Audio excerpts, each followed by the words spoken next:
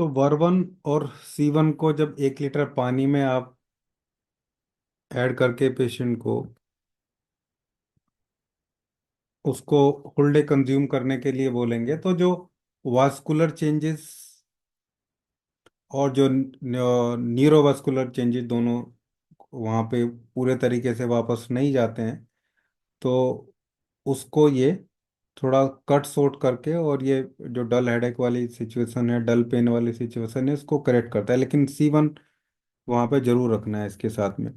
और ऐसा बहुत लंबे टाइम तक नहीं करना है आपको, 1-2 दिन या 3 दिन आपको ये पानी की बोतल देनी है। मतलब उसको 3 दिन ऐसा करना है, 3 लीटर पानी 3 दिन तक। 1 लीटर एक दिन, 2 लीटर दूसरे दिन, तीसरा लीटर तीसरे दिन।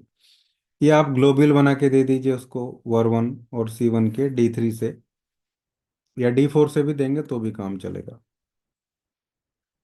और उसको बोलिए कि भाई ये 2-2 ग्लोब्यूल्स,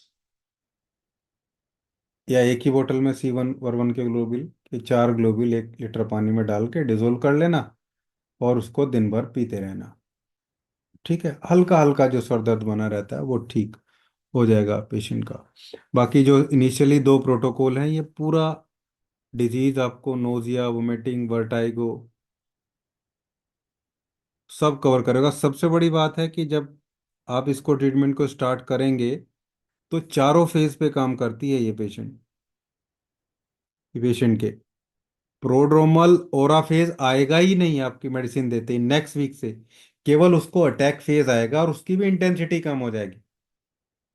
यानी कि पेशेंट को माइग्रेन अटैक आने से पहले जो उल्टी सीधी हरकतें होने लगती हैं, उसको चक्कर आना, आवाज़ से दिक्कत होना, देखने में प्रॉब्लम होना, इधर उधर कुछ परछाई वगैरह दिखने की सिचुएशन, ये सब आएंगी ही नहीं, 1 वीक बाद ही नहीं आएंगी मैक्सिमम पेशेंट में।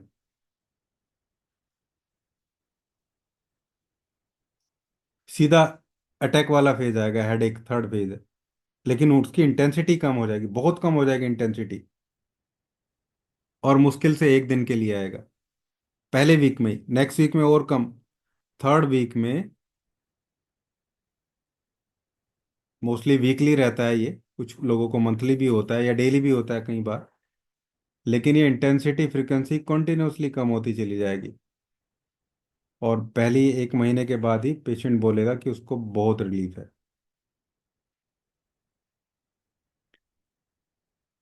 ये हमारा इंटरनल। अब हम एक्सटर्नल की बात करते हैं।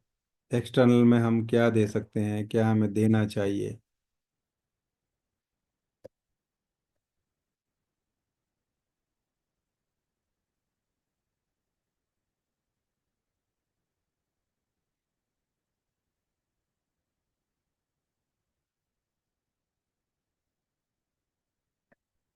ये ओरल था, नीचे वाला।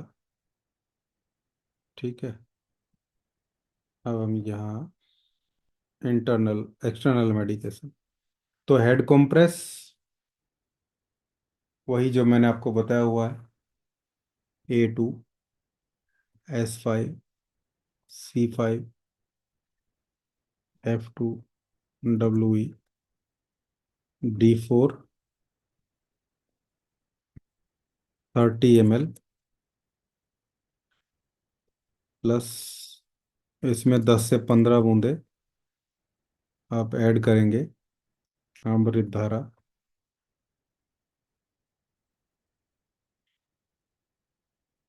अमृत धारा को स्मेल कराने से भी माइग्रेन के पेशेंट को बहुत रिलीफ लगती है। ये जो मैंने आपको बताया ना अभी एक्सटर्नल एप्लीकेशन, ये इतना बढ़िया है। आप पेशेंट को अगर ये भी बोल देंगे ना कि इसको सूंघ लीजिए, स्मेल कर लीजिए, इससे भी दर्द में रिलीफ लग जाता है हेडेक में।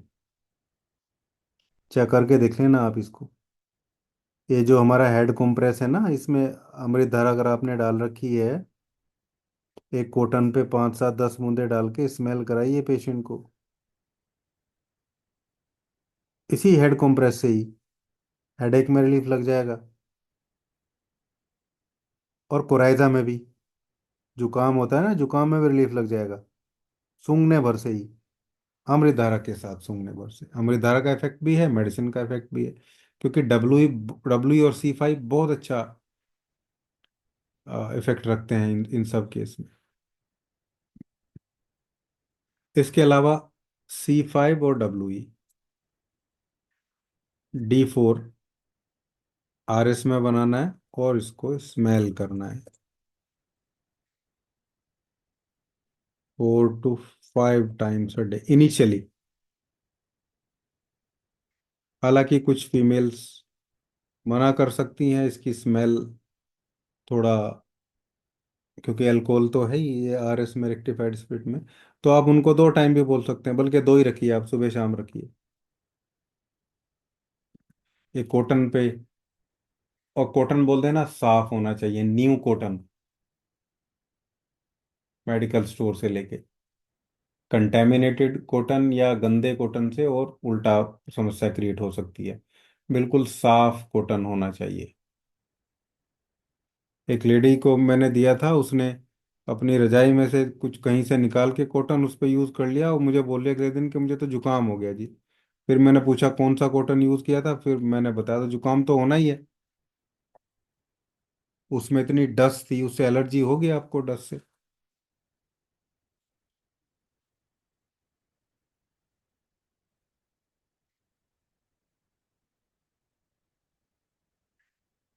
Yes Meera ma'am, it is true. आप भी बोल रहे हैं और मैं भी बोल रहा हूँ, इट इज वेरी ट्रू। और ये जो अपना हेड कॉम्प्रेस है, ये माइल्ड सिडेटिव भी है, रिलैक्स फील कराता है पेशेंट को, कूल और कामनेस आती है इससे माइंड में, हेड कॉम्प्रेस से।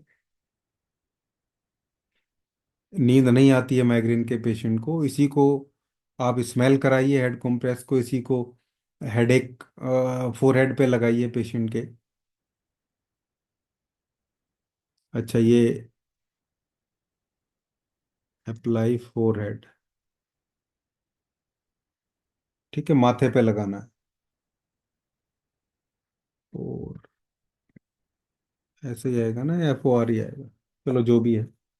माथे पे अप्लाई कराना है, और नींद नहीं आ रही है, कई बार बेचैनी रहती है, तो इसे फीट पे भी अप्लाई करा सकते हैं, तलुओं में। बहुत अच्छे इफेक्ट आएंगे तलुओं में अप्लाई कराने से भी। लेकिन तीनों जगह एक साथ, स्मेल भी, और जो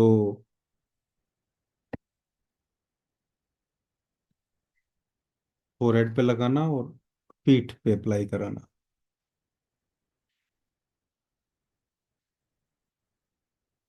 तो ओरल एक्सटर्नल में दो एप्लीकेशन है हमारी। ओरल में भी दो प्रोटोकॉल हैं, दो स्पेसिफिक कंडीशन के लिए मैंने आपको बताए।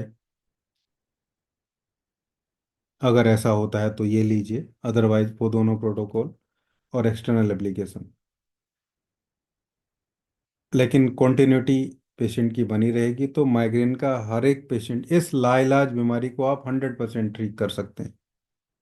100%। एक भी पेशेंट ऐसा नहीं होगा जो क्योर नहीं हो। जब मेरे साथ नहीं हुआ तो आपके साथ भी नहीं होगा। लेकिन टाइम लेके चलना पड़ेगा, टाइम चाहिए इसमें।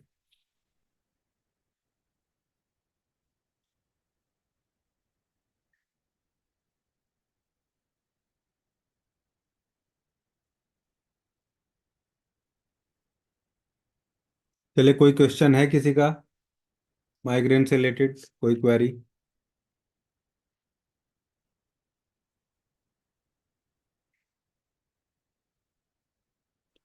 कोई क्वेरी है तो बताइए, नहीं तो। हाँ जी, बोलिए। सर ये दोनों में काम करेगा, जैसे लेफ्ट और राइट में? बिल्कुल, दोनों में काम करने करेगा। आपको लाइट और राइट और लेफ्ट देखना ही नहीं है। जब मैंने पढ़ा ही नहीं लेफ्ट और राइट, तो आपको देखने की जरूरत है ही नहीं।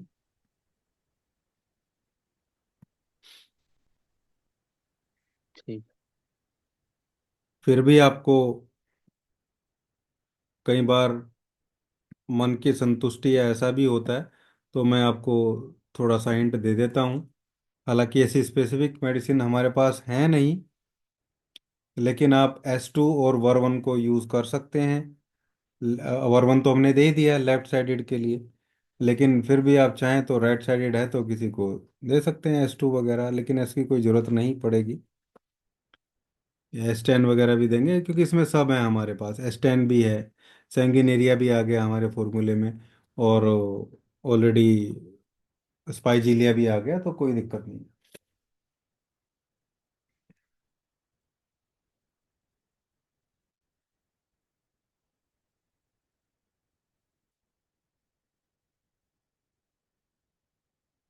तो फूड एलर्जी को मैं स्टार्ट कर देता हूँ अभी। हैं 10 मिनट हमारे पास, 10-12 minute. Food allergy is a serious immune system problem, या इम्यून सिस्टम का रिस्पॉन्स डिस्टर्ब होने की प्रॉब्लम है, जहाँ हमारा इम्यून सिस्टम हार्मलेस फूड को डेंजरस मटेरियल या हार्मफुल मटेरियल समझ के, और वहाँ पर हाइपर सेंसिटिव रिएक्शन क्रिएट करता है। और ये कंडीशन है जो food allergy, it is directly connected with immunological pathway, क्योंकि इम्यून सिस्टम से रिलेटेड ही ये प्रॉब्लम डायरेक्टली है। किसी फूड सब्सटेंस से जब एलर्जी किसी को क्रिएट होती है, इसके पीछे नंबर ऑफ रीजन हो सकते हैं, वो एक अलग मैटर है, उसको भी डिस्कस करेंगे लेटर ऑन। बट यहाँ किसी भी फूड मटेरियल से जब एलर्जी या इम्यून रिस्पॉन्स डेवलप होता है, तो वो दो फेज में कंप्लीट होता है। फर्स्ट होता है जब फर्स्ट एक्सपोजर होता है, जैसे कोई भी एलर्जी है, एलर्जिक रिएक्शन जैसे मैंने आपको बताया था, सेम वैसे ही ये भी होता है। तो फर्स्ट एक्सपोजर जब होता है, उसको सेंसिटाइजेशन फेज हम बोलते हैं। जब एक फूड एलर्जी का फर्स्ट स्टेप स्टार्ट होता है, सेंसिटाइजेशन फेज, इसमें हमारा इम्यून सिस्टम एक सर्टेन फूड को एलर्जन के फॉर्म में ट्रीट करता है। एक्चुअली ये प्रोटीन होती है, फूड की जो प्रोटीन है उसको ट्रीट उसमें करता है। फूड प्रोटीन को रिकॉग्नाइज करता है, या मैं बोलूँ कि गलत तरीके से रिकॉग्नाइज करता है, एंटीजन प्रेजेंटेशन उसको हम बोलते हैं। जब एक फूड जिससे पेशेंट को एलर्जी होनी है, एलर्जी है, लाइक मिल्क और या वीट, ये दो, और एक पीनट, ये तीन काफी केस आपको देखने को मिलेंगे। मूंगफली से या नट से एलर्जी, मिल्क और जो है ब्रेड, ठीक है, रोटी, गेहूं से एलर्जी, ग्लूटेन। जब ये डाइजेस्टिव होता है ये फूड, तो वहां से प्रोटीन भी अलग होते हैं सब, और गट्स के थ्रू ये सिग्नल फिर इम्यून सिस्टम तक, इम्यून सेल तक पहुंचता है। इस पूरे प्रोसेस में जो, याद है मैंने आपको डेंड्रिटिक सेल बताए थे इम्यूनिटी में, डेंड्रिटिक सेल एक इम्पोर्टेंट रोल यहाँ पे प्ले करते हैं।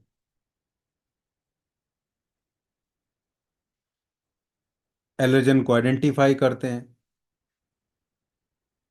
और टी सेल तक आगे सिग्नलिंग का काम करते हैं, टी हेल्पर सेल, फिर वो एक्टिवेट हो जाती हैं।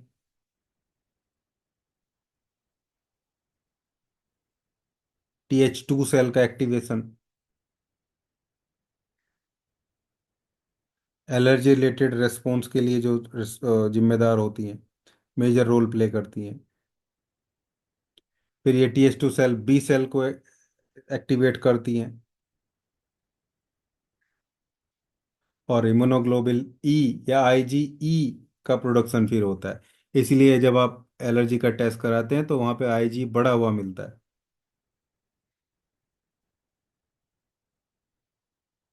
B cell, TH to.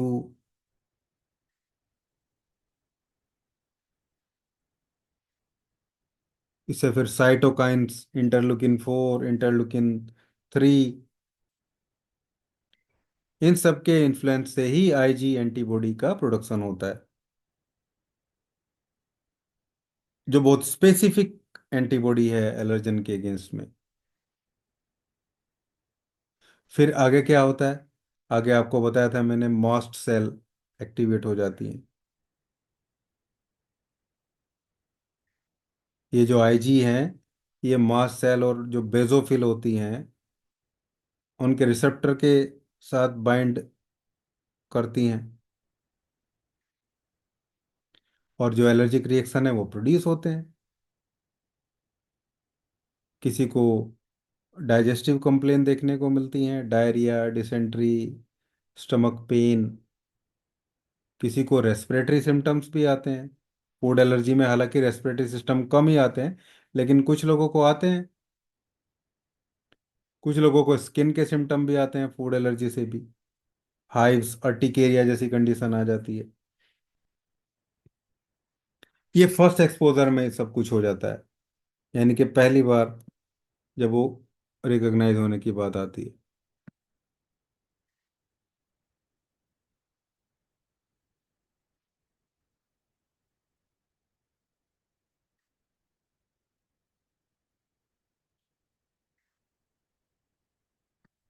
हाँ, टेम्परेचर डिफरेंस और फूड, इन सब की वजह से मैंने बताया इनिशियली, खाने की वजह से भी माइग्रेन ट्रिगर हो सकता है।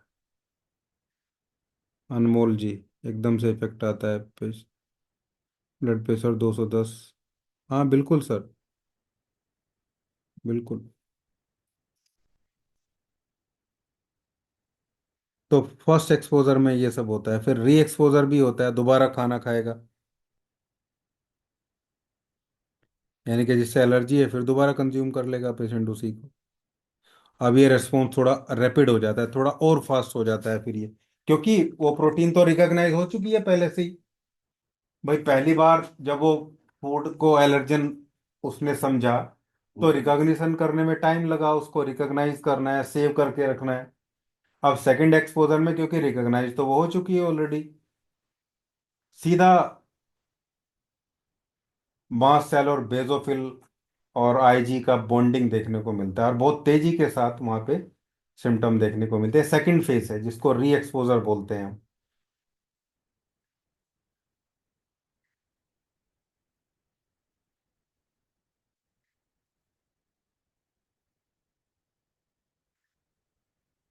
मतलब प्राइमरली मास्ट सेल और बेजोफिल एलर्जन को आईजी एंटीबॉडी के जरिए रिकॉग्नाइज करते हैं। इसके बाद मास्ट सेल एक्टिवेट होता है। लेकिन मास्ट सेल एक्टिवेट होके आगे फिर एक पूरा प्रोसेस चलते हैं, जिसमें साइटोकाइंस, हिस्टामिन का सिक्रेशन, प्रोस्टाग्लैंडिन का सिक्रेशन, जिससे पेन होता है, फीवर होता है। डीग्रैनुलेशन का प्रोसेस होता है ये एक्चुअली, जब कुछ केमिकल रिलीज होते हैं ना, एक्टिवेटेड मास्ट सेल फिर जो अपने ग्रेन्यूल्स हैं उनका रिलीज या उनका सिक्रेशन वहां से करती हैं, जिसमें हिस्टामिन और प्रोस्टाग्लैंडिन मेन है। हिस्टामिन क्या करता है? ब्लड वेसल को डायलेट करता है, चौड़ी कर देता है, सूजन होती है इससे, वेजोडाइलेशन होती है, टिश्यूज में स्वेलिंग, रेडनेस क्रिएट होती है। ये स्मूथ मसल को, ब्लड वेसल को डायलेट कर देगा, स्मूथ मसल को कॉन्ट्रैक्ट कर देगा, यानी कि ब्रोंको कंस्ट्रिक्शन हो जाएगा, सांस लेने में तकलीफ होगी। और डाइजे ये दोनों होते हैं एलर्जी में, आप लोग देखते हैं दोनों चीजें होती हैं। लेकिन ये डाइजेस्टिव इशू भी तो क्रिएट करेगा, क्रैम्प्स आएंगे, इससे डायरिया होगा, इन्फ्लामेशन क्रिएट हो जाएगी। और प्रोस्टाग्लैंडिन, ये भी ग्रैन्यूल है मास्ट सेल का, इससे पेन और फीवर, पेन को बढ़ावा मिलता है प्रोस्टाग्लैंडिन से, क्योंकि ये वेजोडाइलेशन को और बढ़ा देता है। और कुछ केस में ये सीवियर हो सकता है, एनाफिलेक्सिस जिसको हम बोलते हैं, एनाफिलेटिक अटैक, बहुत खराब होता है एलर्जिक रिएक्शन। सीवियर केस में सिस्टमिक रिएक्शन देखने को मिलते हैं, जिसी को हम एनाफिलेटिक अटैक या एनाफिलेक्सिस बोलते हैं। सांस लेने में बहुत ज़्यादा तकलीफ होती है, ब्लड प्रेशर एकदम से डाउन हो जाता है, कार्डियक अरेस्ट तक होने के चांस रहते हैं एलर्जिक रिएक्शन में। और अर्टिकेरिया के कई पेशेंट ऐसे मैंने देखे हैं जिनको इतनी बुरी स्थिति तक चले जाते हैं। अर्टिकेरिया भी हमने बहुत लोगों का ठीक कर दिया, अब होता ही नहीं है उनको। होता है तो कभी थोड़ा बहुत हो गया, दवाई ले ली और ठीक। ये भी इनक्योरेबल डिजीज है एलोपैथी के हिसाब से, अर्टिकेरिया भी। कोई भी एलर्जिक कंडीशन उनके लिए इनक्योरेबल है, केवल उसको कंट्रोल किया जा सकता है। लेकिन अगर हम हमारी मेडिसिन दे रहे हैं और सालों तक उसको वो नहीं हो रही है, तो वो क्योर ही हो गया, आप उसको क्योर ही मानिए।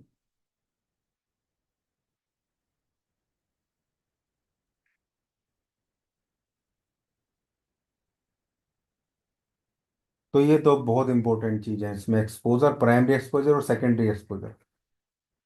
सेकेंडरी एक्सपोजर में ही एनाफिलेक्सिस देखने को मिलता है, बार बार री एक्सपोजर के केस में।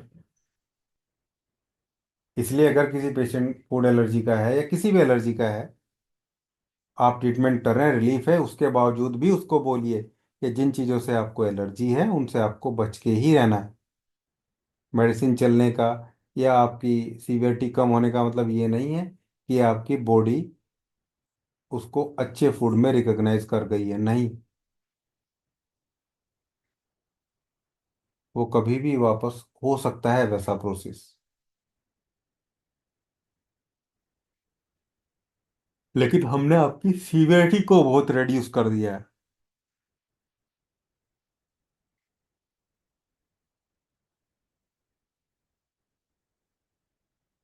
जी निमिका मैम, हाँ आपने बहुत सारे पेशेंट का रिजल्ट दिया है।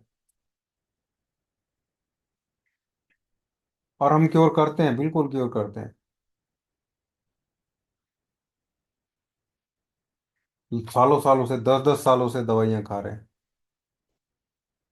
एंटी हिस्टामिन मेडिसिन काम करना बंद कर चुकी है, ऐसे बहुत सारे पेशेंट ट्रीट किए मैंने। सेट्राजिन, लीवोसेट्राजिन, कुछ नहीं होता उनसे, दो दो गोली खाने से भी कुछ नहीं। नींद के अलावा कुछ नहीं लगता उनको, वो ठीक कर दिया हमने।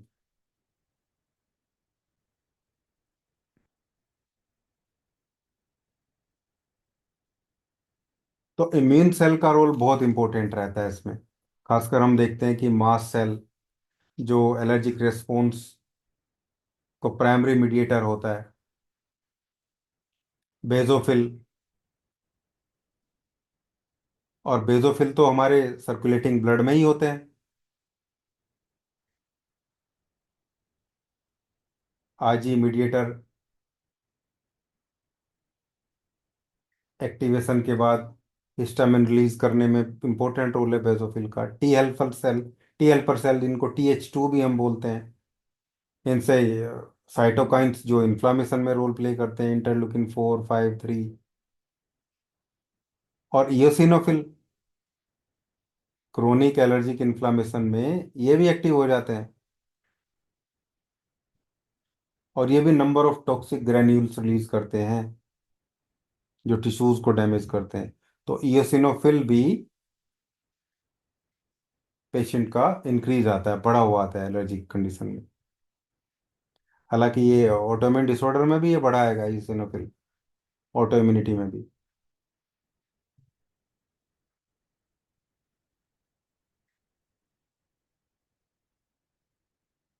सिम्टम्स में मैंने आपको बताया, ये लोकलाइज सिम्टम ही ज़्यादा रहते हैं इसमें।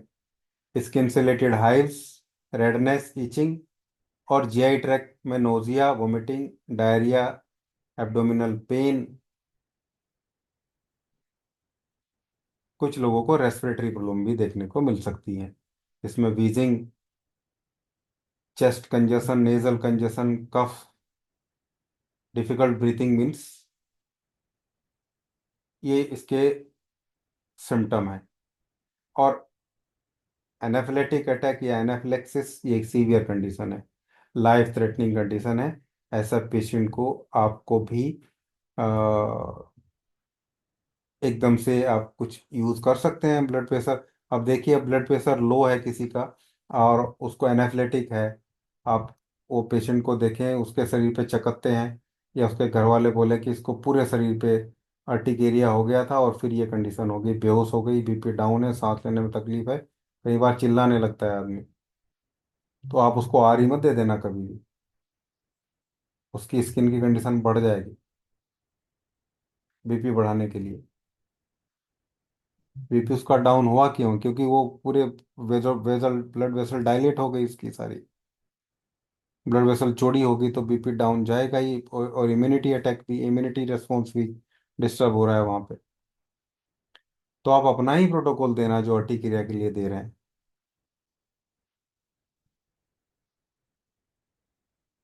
वही काम करेगा।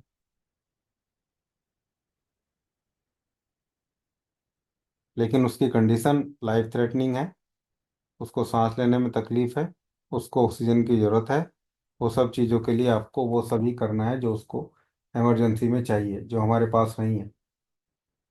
इसलिए एनाफिलेटिक वाले केस में आप, हाँ, बाद में ट्रीट करिए उसको जब ठीक हो जाएगा, दोबारा कभी एनाफ्लेक्सिस कंडीशन न बनेगी नहीं उसके लिए।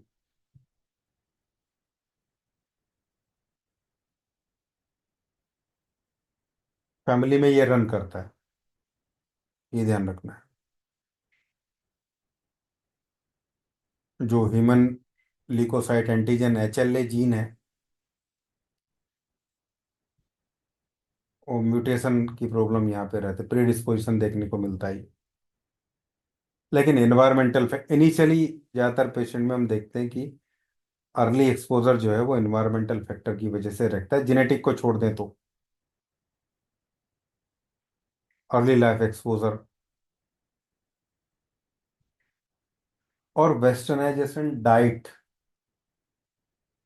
इंडिया में फूड एलर्जी का सबसे बड़ा कारण है।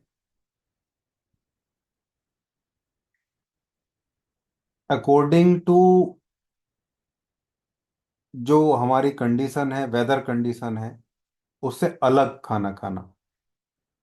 इवन इंडिया में भी अगर हम बहुत ज़्यादा साउथ इंडियन फूड को नॉर्थ इंडिया में, या बहुत ज़्यादा नॉर्थ इंडियन फूड को साउथ इंडिया में खाएंगे तो उन लोगों के लिए प्रॉब्लम क्रिएट होगी, हमारे लिए प्रॉब्लम क्रिएट होगी। हम रोज सांभर इडली डोसा नहीं खा सकते हैं, वो हमारे लिए नहीं बना है। हमारे लिए गेहूं चावल दाल और तेल सरसों का, नारियल तेल साउथ के लिए बना है, वो वैसा ही इन्वायरमेंट है। लेकिन नॉर्थ इंडिया में भी वीट एलर्जी होती है, ऐसा नहीं है कि नहीं है, लेकिन वो जेनेटिक या दूसरे फैक्टर रह सकते हैं वहाँ पे।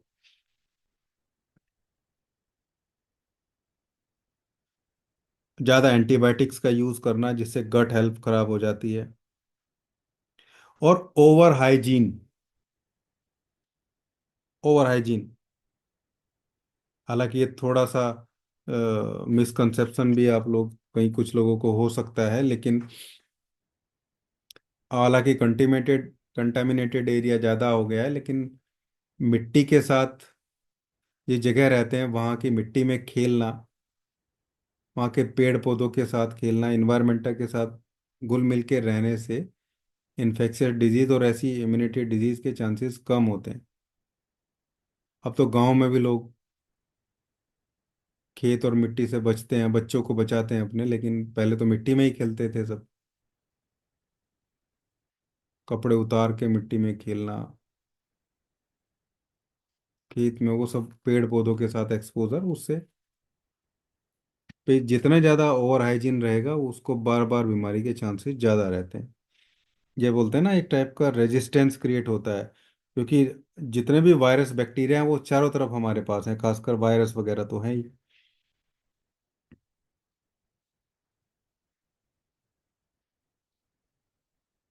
तो ये सब चीज़ें भी इम्यून टॉलरेंस को डिस्टर्ब करती हैं। ओवर यूज ऑफ एंटीबायोटिक, या फीमेल में सी सेक्शन डिलीवरी होने के बाद भी चांसेस रहते हैं फूड एलर्जी होने के। इंटेस्टाइनल गट हेल्थ उसकी थोड़ी डिस्टर्ब हो जाती है।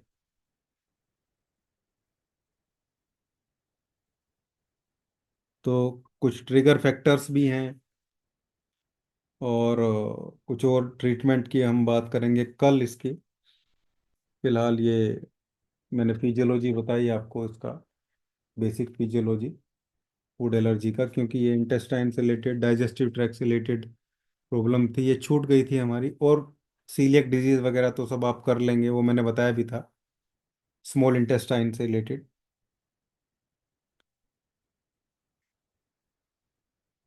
तो इसको कल पूरा कर देंगे, फिर स्किन को स्टार्ट हम लोग कर दे रहे हैं। 10:05 हो गई हैं, और अब नींद भी आने लगी, आप लोगों को भी आने लगी होगी। कोई क्वेरी क्वेश्चन होगा तो ग्रुप में लिख देना। इसका एक स्क्रीनशॉट लेके ग्रुप में डाल देना, कोई भी आप में से। मैं भी सेव कर दे रहा हूँ, लेकिन ग्रुप में भी डाल देना। फूड एलर्जी का ट्रीटमेंट कल करेंगे, स्किन को भी स्टार्ट करेंगे। टिल देन, नमस्कार। स्प्लीनोमेगोली बता दिया मैंने, मैं आपको स्प्लीन का बता दिया, मैं स्प्लीनोमेगोली का ट्रीटमेंट बता दिया है। बाकी स्प्लीन का कैंसर कैंसर जब पढ़ाएंगे तब देखेंगे।